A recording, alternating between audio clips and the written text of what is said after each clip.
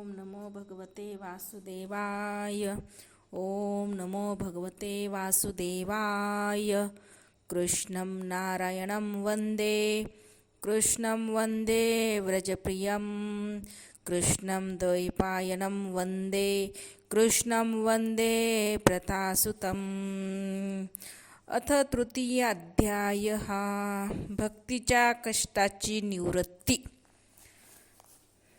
नारद म्हणाले, भक्ती, ज्ञान आणि वैराग्य यांची प्रतिष्ठापना करण्यासाठी श्री सुखदेवांनी सांगितलेल्या भागवत शास्त्राच्या कथाद्वारा मी उज्ज्वल ज्ञान यज्ञ करीन.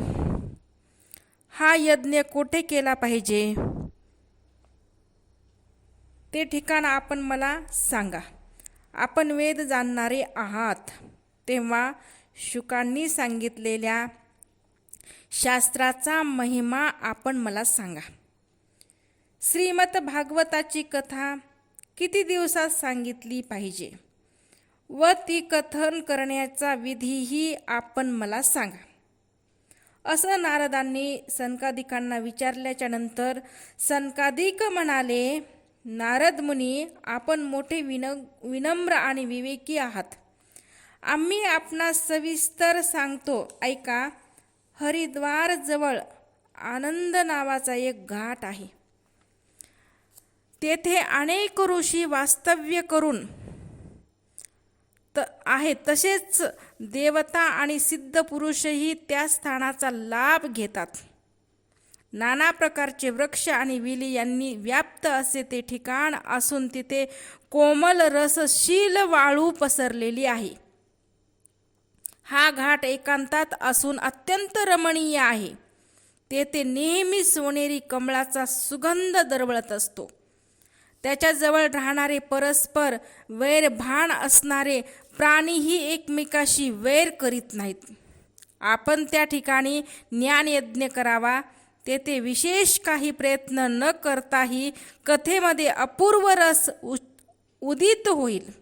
आपल्या दृष्टीसमोर दुर्बल आणि वृद्ध अवस्थेत पडलेल्या ज्ञान आणि वैराग्याला आपल्याबरोबर घेऊन भक्ती कथास्थानी येईल. तेथे श्रीमद भागवत कथा चालू असेल, तेथे भक्ती इत्यादी स्वतःहून जातील. तेथे कथेचे शब्द कानी पडतात.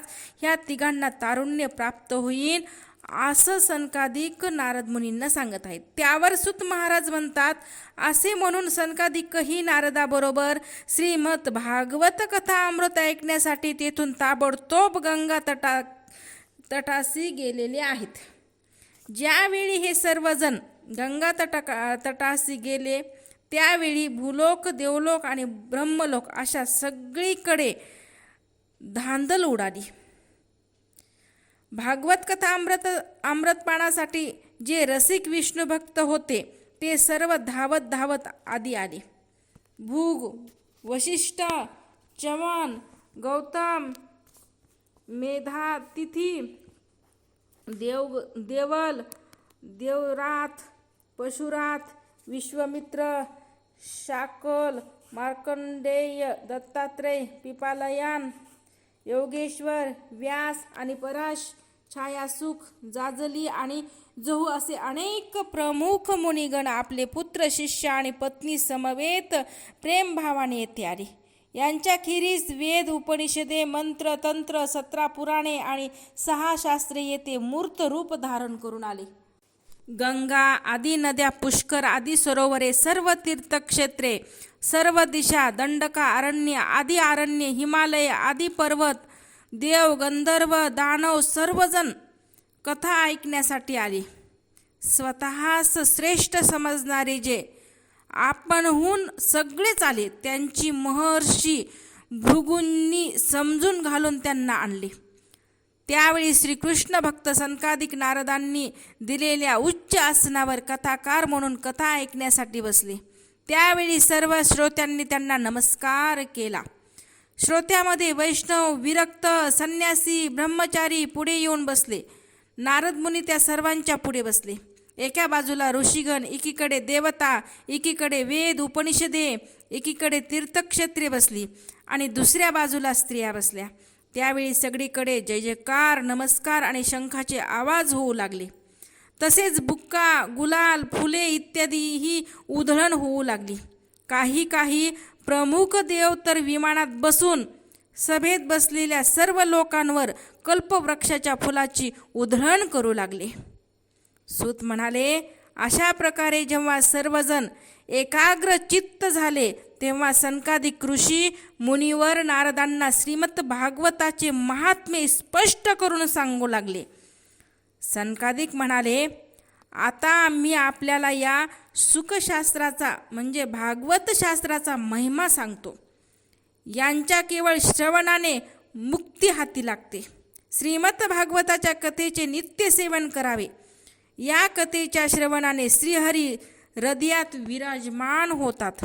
या ग्रंथाचे 18,000 श्लोक आणि 12 स्कंद आहेत. यात श्री सुखदेव आणि राजा परीक्षित यांचा संवाद आहे. आपण हे भागवत शास्त्र लक्षपूर्वक ऐका. जोपर्यंत एक क्षणभर का होईना या सुखशास्त्राची कथा कानी पडत नाही ना, तोपर्यंत हा अज्ञानी जीव या संसार चक्रात भटकत राहतो. इतर अनेक शास्त्रे आणि पुराणे ऐकून काय लाभ होणार? त्यामुळे तर भ्रम उत्पन्न होतो. मुक्ती देण्यासाठी केवळ भागवत शास्त्रच पुरेसे आहे. ज्या घरात नित्य श्रीमद भागवताची कथा होते ते घर तीर्थक्षेत्रे होऊन जाते आणि जे लोक अशा घरात राहतात त्यांचे सारे पाप सुद्धा नष्ट होते. हजारो अश्वमेध यज्ञ आणि शेकडो वाजपेय यज्ञ या सुखशास्त्राच्या 16व्या भागाचीही बरोबरी करू शकत नाहीत बरं का. हे तपोधन हो, जोपर्यंत मनुष्य मात्र श्रीमद भागवताचे अवधानपूर्वक श्रवण करत नाहीत तोपर्यंत त्यांच्या शरीरामध्ये पापांनी ठाण मांडलेली असते बरं का. पापांनी ठाण मांडलेली असते. फलाच्या दृष्टीने पाहिले तर गंगा, गया, काशी, पुष्कर किंवा प्रयाग ही तीर्थ ही सुखशास्त्रा कथेची बरोबरी करू शकत नाहीत. जर आपल्याला मोक्षप्राप्तीची इच्छा असेल तर श्रीमद भागवताच्या अर्धा अगर चतुर्थ अर्थ श्लोकांचा सोमुखाने नित्यनियमाने पाठ करीत जा. ओमकार, गायत्री मंत्र, पुरुष सूक्त, तिन्ही वेद, श्रीमद भागवत, ओम नमो भगवते वासुदेवाय हा 12 अक्षरी मंत्र, सूर्य भगवान, प्रयाग, सवत, सरस, रूप, काल, ब्राह्मण, अग्निहोत्र, गाय, द्वादशी तिथी, तुळस, वसंत ऋतू आणि भगवान पुरुषोत्तम या सर्वांना बुद्धिमान लोक तत्वतः समान मानतात बरं का. जो पुरुष नित्य अर्थासहित श्रीमद भागवत शास्त्र पठण करतो त्याच्या कोट्यावधी जन्माचे पाप नाहीसे होते, यात मुळीच शंका नाही. जो मनुष्य नियमितपणे भागवताचा अर्धा किंवा चतुरांश का होईना श्लोकाचा पाठ करतो ना, त्याला राजसूय आणि अश्वमेध यज्ञ केल्याचे पुण्य प्राप्त होते. नित्य भागवताचा पाठ करणे, भगवंताचे चिंतन करणे, तुळशीला पाणी घालणे, गायीची सेवा करणे हे सर्व एकसारखे आहे बरं का. जो पुरुष अंतकाळी श्रीमद भागवत ऐकतो भगवान त्याच्यावर प्रसन्न होऊन त्याला वैकुंठ धामाला नेतात. जो पुरुष वर्णसिंहासनावर भागवताचे दान विष्णू भक्ताला देतो त्याला भगवंताचे सायुज्य पद अवश्य प्राप्त होत असते. ज्या अज्ञानी माणसाने आपल्या संपूर्ण आयुष्यात चित्त एकाग्र करून भागवत अमृताचा थोडा सुद्धा आस्वाद घेतला नाही त्याने आपल्या सर्व जन्म चांडाळ आणि गाढवासारखा व्यर्थ घालविला. एवढंच नव्हे तर आपल्या मातेला केवळ प्रसव वेदना देण्यासाठीच तो जन्माला आला. ज्याने हे सुखशास्त्र थोडे सुद्धा ऐकले नाही न, तो पाप्यात्मा जिवंत असून मेल्यासारखा आहे. स्वर्गलोकातील इंद्रादी प्रधान देवताही असेच म्हणतात की पृथ्वीला सारभूत असणाऱ्या अशा पशुतुल्य माणसाचा धिक्कार असो. कोट्यावधी जन्मातील पुण्यसंचयानंतर प्राप्त होणारी ही श्रीमद भागवत कथा जगात दुर्लभ आहे. नारद मुने, आपण बुद्धिमान आणि योगी आहात. आपण प्रयत्नपूर्वक ही कथा ऐका. ही कथा ऐकण्यासाठी ठराविक दिवसाचेच असे काही बंधन नाही, नेहमी ऐकणेच चांगले. ही कथा सत्याचरण आणि ब्रह्माचरण पालनपूर्वकच ऐकली पाहिजे. परंतु कलियुगात असे होणे कठीण असल्याने ही कथा ऐकण्याचा शुकमुनींनी सांगितलेला विशेष विधी समजावून घेतला पाहिजे. कलियुगात पुष्कळ दिवसापर्यंत चित्तवृत्ती ताब्यात ठेवणे, नियमांना बांधित राहणे आणि केवळ एखाद्याच पुण्यकार्याला वाहून घेणे अवघड असल्याचे 7 दिवसाच्या श्रवणाचा विधी इथं सांगितला गेला आहे. श्रद्धापूर्वक केव्हाही श्रवण केल्याने किंवा माघ महिन्यात श्रवण केल्याने जे फळ प्राप्त होते तेच फळ 7 दिवस श्रवण विधीमध्ये श्री सुखदेवांनी सांगितलेले आहे. मनाचा निग्रह नसणे, अनेक रोगग्रस्ता आणि कमी आयुष्य तसेच कलियुगातील अनेक दोष यामुळे सप्ताह श्रवणाचे विधान सांगितले. कारण या कलियुगातील लोकांना मननिग्रह होणे शक्य नाही. नेहमी रोगग्रस्त, आयुष्य कमी, म्हणून असे दोष असल्यामुळं त्यांना हा सप्ताह विधीचा नियम सांगितला. जे फळ तप, योग आणि समाधीमुळे मिळत नाही ते संपूर्ण फळ सप्ताह श्रवणाने सहजगत्या प्राप्त होते. सप्ताह श्रवण यज्ञ, व्रत, तप, तीर्थयात्रा, योग, ध्यान आणि ज्ञान या सर्वापेक्षा श्रेष्ठ आहे. अहो, याचे वैशिष्ट्य काय वर्णन करावे. हे सप्ताह श्रवण तर सर्वात श्रेष्ठ आहे. शौनकांनी विचारले, ही तर आपण मोठी आश्चर्याची गोष्ट सांगितली. हे भागवत पुराण निश्चित योगवेत्ते ब्रह्मवेद यांचे आदिकारण असणाऱ्या श्री नारायणानेच निरूपण करीत आहेत. पण मोक्षप्राप्तीसाठी ज्ञान इत्यादी सर्व साधनांचा तिरस्कार करूनही या युगात पुराणांची ख्याती कशी झाली. सूत म्हणाले, हे पृथ्वीतल सोडून स्वधामाला म्हणजे गोलकाला जाण्यासाठी जेव्हा भगवान श्रीकृष्ण निघाले ना, तेव्हा त्यांच्या तोंडून 11व्या स्कंदातील ज्ञानोपदेश ऐकून उद्धवांनीही असेच विचारले होते. उद्धव म्हणाले होते, हे गोविंद, आपण आपल्या भक्ताचे कल्याण करून स्वधामाला जाऊ इच्छिता, परंतु माझे मन चिंताग्रस्त आहे. माझी चिंता ऐकून तिचे निरसन करून आपण माझे समाधान करा. आता घोर कलियुग आलेला आहे. आता पुन्हा अनेक दुष्ट प्रगट होतील. त्यांच्या संसर्गाने जेव्हा अनेक सत्पुरुष ही क्रूर स्वभावाचे होतील, तेव्हा त्यांच्या भाराने दबून गेलेली ही गायरूपी पृथ्वी कोणाला शरण जाईन. हे कवल नाही ना, मला तर हिचे रक्षण करणारा आपल्याशिवाय दुसरा कोणीच दिसत नाही.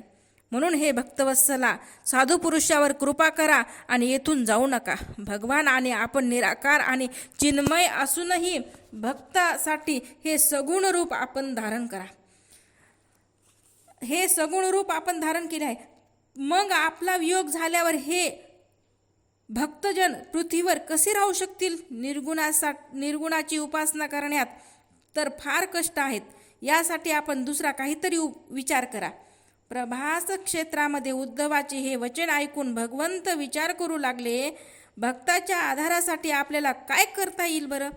तेव्हा भगवंतांनी आपले तेज भागवतामध्ये स्थापित केले आणि अंतर्धाम पाहून त्यांनी या भागवत रूपी समुद्रात प्रवेश केला.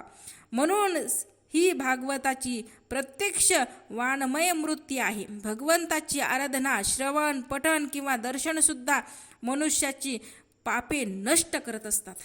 असे असल्याने याचे सप्ताह श्रवण सर्वश्रेष्ठ मानले गेले आहे. कलियुगात तर अन्य सर्व साधने दुय्यम समजून यालाच सर्वश्रेष्ठ धर्म मानलेला आहे. कलियुगात हाच एक असा धर्म आहे की ज्यामुळे दुःख, दारिद्र्य, दुर्भाग्य आणि पाप यांचा सर्व नाश होतो आणि काम, क्रोधादी शत्रूवर सुद्धा विजय प्राप्त करता येतो. भगवंताच्या मायेपासून सुटका होणे जिथे देवतांनाही अवघड आहे ना, तिथे मनुष्याची सुटका कशी होणार. म्हणून मायापास सुटण्यासाठी सुद्धा सप्ताह श्रवणाचा विधी येथे सांगितलेला आहे. सूत म्हणाले, शौनका हो, ज्यावेळी सनकादिक मुनिवर्य सप्ताह श्रवण विधीची याप्रमाणे प्रशंसा करीत होते ना, त्यावेळेला सभेत एक आश्चर्य घडले. ते मी तुम्हाला सांगतो, ऐका. तारुण्य अवस्था प्राप्त झालेल्या आपल्या 2 पुत्रांना घेऊन पवित्र प्रेमरूप भक्ती तेथे अकस्मात प्रगट झाली. बरं, ती मुखाने श्रीकृष्ण गोविंद हरे मुरारे, हे नाथ नारायण वासुदेव या नामाचा वारंवार जयघोष करीत होती. तेव्हा सभासदांनी सुंदर वेश धारण केलेली भक्ती भागवताच्या अर्थाचे दागिने अंगावर घालून तेथे आल्याचे पाहिले. मुनींच्या मध्ये हिचे आगमन कसे झाले याविषयी सभेतील सर्वजण तर्कवितर्क करू लागले. तेव्हा सनकादिक म्हणाले की भागवत कथेच्या अर्थातून आत्ताच ही येथे प्रगट झाली आहे. हे ऐकून भक्ती आपल्या पुत्रासह अत्यंत विनम्र भावाने सनत कुमारांना असे म्हणाली. भक्ती म्हणाली, कलियुगात माझा लोप झाला होता. कथा अमृताचे सिंचन करून आपण मला आजच पुष्ट केले आहे. आपण मला आता असे सांगा की मी कोठे राहू. हे ऐकून सनकादिक तिला म्हणाले, तू भक्तांना भगवत स्वरूप देणारी, त्यांचे अनन्य प्रेम संपादन करणारी आणि त्यांचा भवरोग नाहीसा करणारी आहेस. म्हणून तू धैर्य धारण करून विष्णू भक्ताच्या हृदयात निरंतर वास करून राहा. या कलियुगातील दोषांचा लोकावर प्रभाव पडणार असला तरी त्याच्यावर त्या दोषाची दृष्टीसुद्धा पडू शकणार नाही. अशा प्रकारे आज्ञा होताच भक्ती ताबडतोब भक्ताच्या हृदयामध्ये विराजमान झाली. ज्याच्या हृदयात केवळ हरिभक्तीचाच निवास आहे ते भले निरर्थक का असेना परम धन्य आहेत. कारण या भक्तीच्या दोरीने बांधलेले साक्षात भगवान हे आपलेच परमधान म्हणजे गोलोक सोडून भक्ताच्या हृदयात येऊन निवास करतात. या पृथ्वी तलावर हे भागवत साक्षात परब्रह्माचे स्वरूप आहे. याची महती याहून अधिक आम्ही किती म्हणून वर्णन करावी. भागवताच्याच आश्रयाने त्याचे कथन करणारा आणि ऐकणारा दोघांनाही भगवान श्रीकृष्णाची स्वरूपता मुक्ती प्राप्त होते. म्हणून याखेरीज अन्य धर्माचरणाची काय गरज आहे. म्हणून तर चतुर्भुज होऊनी ठेले असं म्हटलंय का नाही. त्याप्रमाणे अशा रीतीनं अध्याय 3 इथं समाप्त झालेला आहे. ओम नमो श्री भगवते वासुदेवाय नमः.